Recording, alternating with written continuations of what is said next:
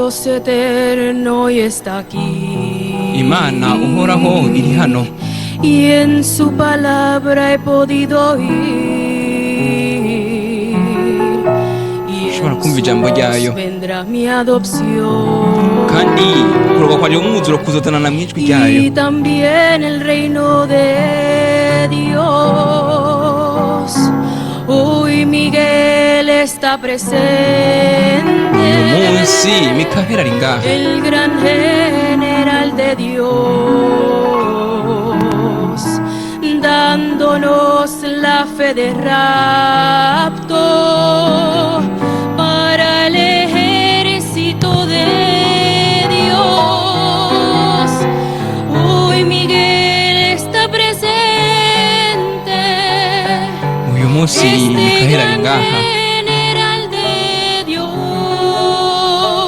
uyu mugabisha w'ingabo w'Imana dándonos la fe de rapto ariko araduha ukwizera ko kunyakugwa, para el ejército de Dios. aziha ingabo z'Imana.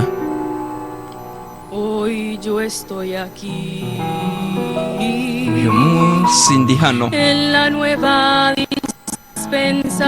dispensación. kiringo gishasha, He subido por las alas naraduganywe del n'amababa gran profeta de y'umuvugishwa akomeye cyane w'Imana.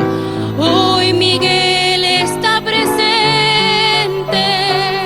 Mikaheli ari ngaha El uyu gran munsi, general de Dios, umugabisha w'ingabo akomeye cyane w'Imana, dándonos la fe de rapto ariko araduha ukwizera ko kunyakugwa, para el ejército de Dios. azitanga ukwizera kubw'ingabo Hoy zikomeye z'Imana. Miguel está presente. Mikaheli ari ngaha Este uyu gran munsi, general de Dios, uyu mugabisha umujenerali w'ingabo akomeye w'Imana, dándonos la fe de rapto ariko aratanga para ukwizera ko el kunyakugwa, ejército de Dios. atanga ukwizera ku ngabo.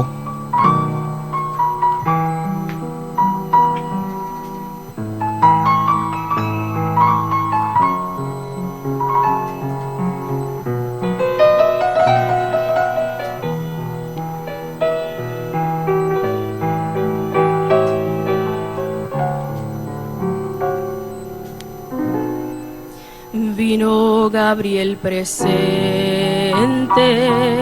Gaburiyeli nawe yaraje ari en hano, William Soto Santiago, yaraje arabaho muri William Soto Santiago, trayendo las buenas nuevas azanye amakuru meza de José el Cristo enviado. ya Yosefu Kristo uwarungitswe. Hoy Miguel está presente.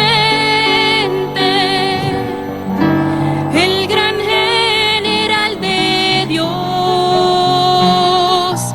dándonos la fe de rapto uwo mugabisha w'ingabo akomeye cyane w'Imana ariko araduha para el ukwizera ko kunyakugwa, ejército de Dios. atanga ukwizera ku ngabo Hoy z'Imana. Miguel está presente. Mikaheli ari ngaha uyu munsi, Este gran general de Dios, umugabisha w'ingabo akomeye w'Imana, dándonos la fe de rapto para el ariko aratanga ukwizera ko kunyakugwa ku ngabo z'Imana. Hoy mi alma Uyu munsi ubugingo bwanje burahimbawe, pues estoy viendo kuko ndiko ndabona Mesiya umusigwa akomeye, ni umwami wanje, umwami wanje akomeye, ndamubonye imbona nkubone. Imana yanje uhoraho ni umwami wanje, umwami wanje akomeye, ndamubona imbona nkubone.